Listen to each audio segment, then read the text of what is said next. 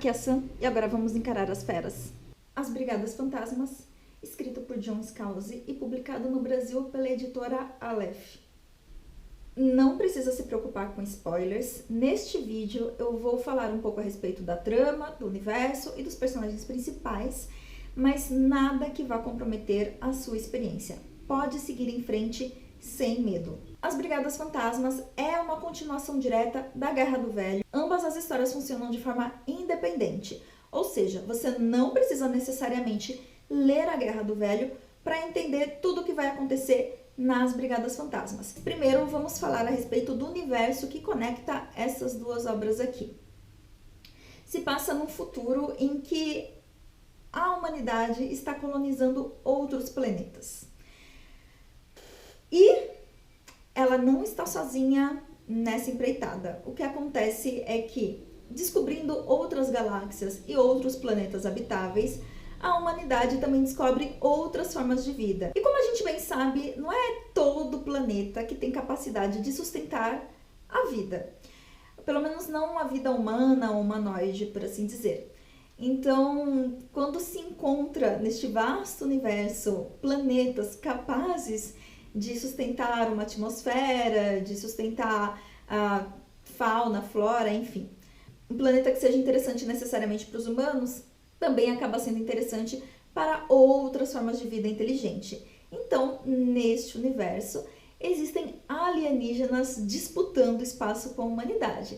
E como a gente bem sabe, toda disputa de território pode acabar gerando conflitos e acaba dando em guerra.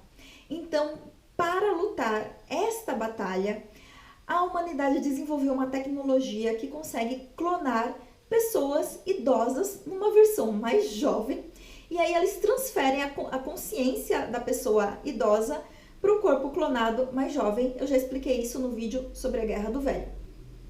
Às vezes, por se tratar do recrutamento de pessoas idosas, essas pessoas acabam não resistindo na viagem de saída do planeta Terra para o espaço. E o que acontece é que eles conseguem clonar o corpo da pessoa que morreu, mas a consciência, o cérebro dessa pessoa foi para o espaço. Literalmente, não existe mais. E esses clones de pessoas que já morreram pertencem às Brigadas Fantasmas, é assim que são conhecidas nesse universo. Então, as personalidades, as ideias, as vontades dos membros da Brigada Fantasma são individuais. Cada um tem o seu próprio ponto de vista, a sua própria maneira de experimentar a existência, por assim dizer. Mas a forma como eles vivem e experimentam a vida e a existência deles é muito diferente da forma como seres humanos padrão vivem e sentem e entendem o universo ao redor deles. Na Guerra do Velho, a gente viu que os soldados têm um sistema operacional instalado diretamente no cérebro deles, que é o BrainPool. Então, os soldados que são clonados, que têm a sua consciência idosa transferida para um corpo jovem, quando eles têm um primeiro contato com o BrainPool, eles têm uma sensação de invasão muito grande. Então, a relação deles com o BrainPool é um pouco conflituosa, eles levam um tempo para se acostumar com aquilo. No caso das Brigadas Fantasmas, eles já nascem, eles já começam a existir em corpos adultos e com o BrainPool instalado no cérebro deles desde o primeiro instante de vida e consciência deles. Então, as Brigadas Fantasmas têm uma relação com o BrainPool quase que simbiótica. E pensa nisso, assim, numa analogia com a nossa realidade, de pessoas que começaram a utilizar smartphones depois dos 30, 40 anos, comparadas com pessoas que começaram a usar smartphones desde que eram bebês, desde que tinham 2 ou 3 anos. Então, as nossas relações com tecnologia são diferentes. E isso acaba sendo um dos temas explorados nessa história, que é justamente o quê? Você pega um adulto, por exemplo, se você pegar os soldados da Guerra do Velho e desligar o BrainPool deles, eles vão ficar bem, porque eles já viveram uma vida inteira sem isso. Então, eles já estão acostumados com a ideia de ficarem sem isso. Para os soldados das Brigadas Fantasmas, a existência do BrainPool é tão fundamental quanto o uso da visão ou da audição para um ser humano normal, para um ser humano comum. O sistema operacional BrainPol mantém os soldados das Brigadas Fantasmas conectados e muito intimamente conectados. Eles ficam dentro do pensamento uns dos outros o tempo todo.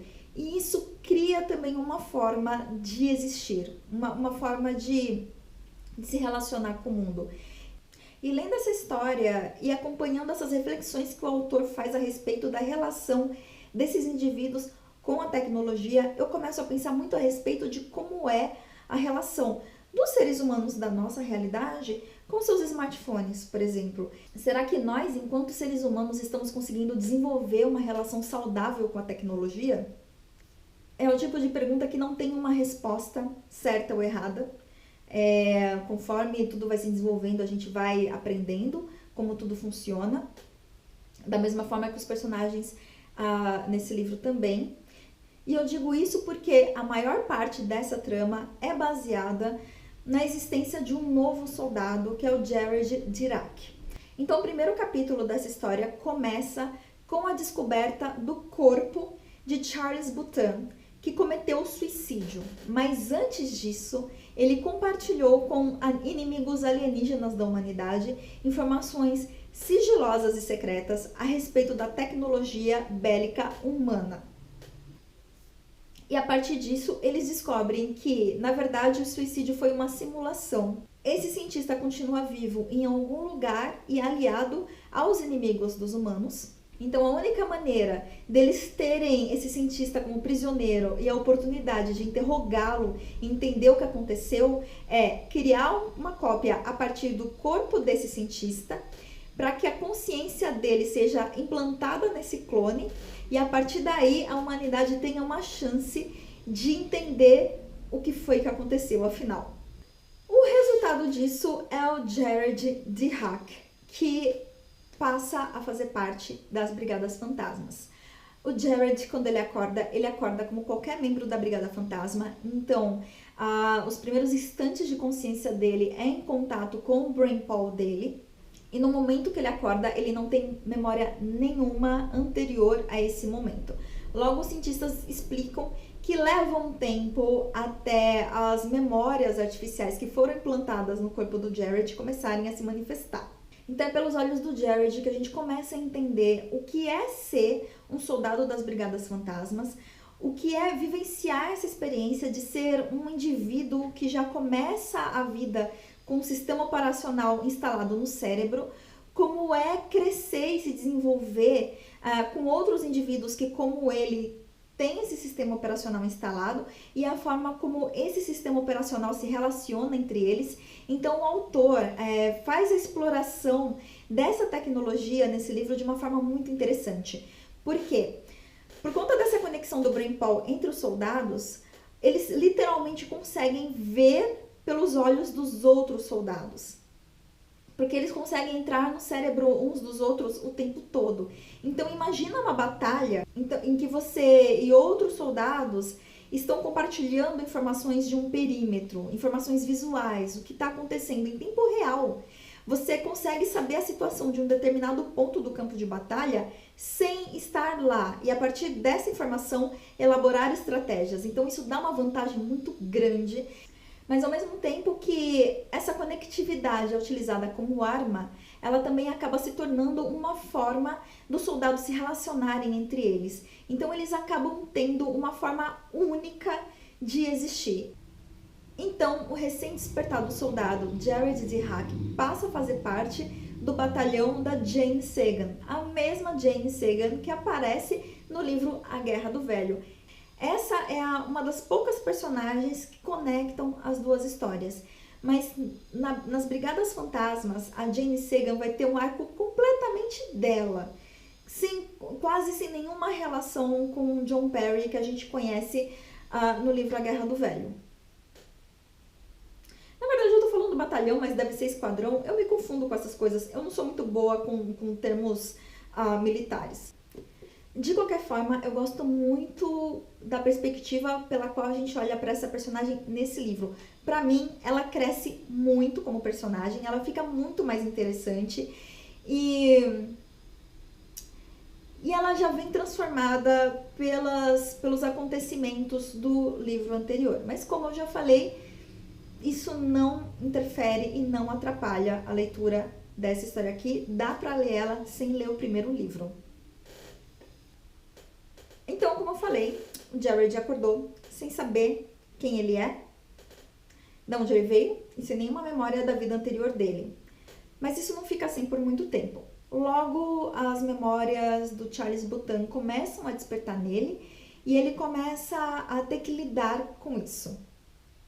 O que é, aliás, mais um tema abordado pelo autor desta narrativa, que é a questão da ética científica. Porque foi feita uma cópia de um indivíduo sem que ele tivesse sido consultado a respeito disso.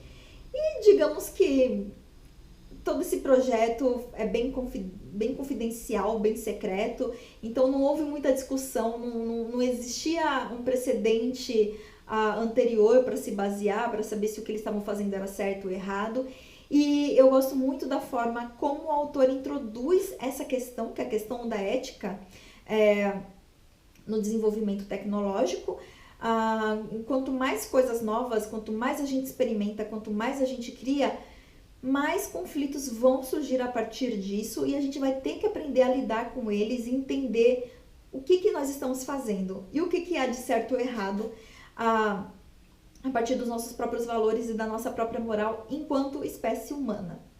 E eu adoro a forma como o autor consegue colocar todas essas questões, esses temas, de forma tão orgânica nessa narrativa. Ele consegue manter a ação rolando, é um livro muito dinâmico, tem muitas batalhas, tem muita tática de guerra. Eu nem gosto muito de história de guerra, mas eu não consegui desgrudar desse livro, eu ficava lendo um capítulo depois do outro. E ao mesmo tempo em que eu ia absorvendo esses temas e essas críticas, essas ideias, eu ia acompanhando toda a ação do cotidiano, né, da rotina, do que é ser um soldado numa batalha intergaláctica. E eu gostei muito dos personagens. Eu gostei muito do personagem do Jared de Hack. Pra mim ele não fica chato em nenhum momento, eu consigo entender todos os conflitos dele. E eu também gostei muito da Jane Sagan. Eu adoro a forma como ela é inteligente. Também ela tem os seus dilemas, porque ela é envolvida, né, em todas essas questões. E como ela é um soldado, ela tem que encarar as coisas como soldado. E aí a gente entra num terceiro tema muito delicado que o autor aborda aqui nesse livro, que é a questão da escravidão. À medida que os personagens vão refletindo a respeito das próprias condições, e ainda mais com conversas provocativas entre as relações conflituosas dessa história, os personagens eles vão começando a ter uma noção, começando a ter uma ideia de que a condição em que eles são gerados, que eles são criados e usados, pode ser análoga à escravidão. E aí começa toda uma reflexão a respeito do que é a condição de ser escravizado. E é incrível, assim, como temas tão cabeludos, assim, tão complicados e alguns tão pesados conseguem entrar nessa história sem prejudicar a nossa experiência de aventura, de estar envolvida numa batalha contra extraterrestres em outros planetas, com todo esse universo de ficção científica. Eu já achava que o trabalho dele neste livro tinha ficado bom. Neste aqui eu acho que ficou muito bom. Eu acho que esse autor, ele tem talento para escrever, dá vontade de ler o que ele escreve. Eu tenho curiosidade para ver o que virá depois. E agora você me diz aqui, você já leu algum desses livros? Você ficou curioso? Me diz aqui nos comentários. Se você gostou desse vídeo, me dá um joinha, se inscreve no canal. Muito obrigada por me assistir até aqui e até a próxima!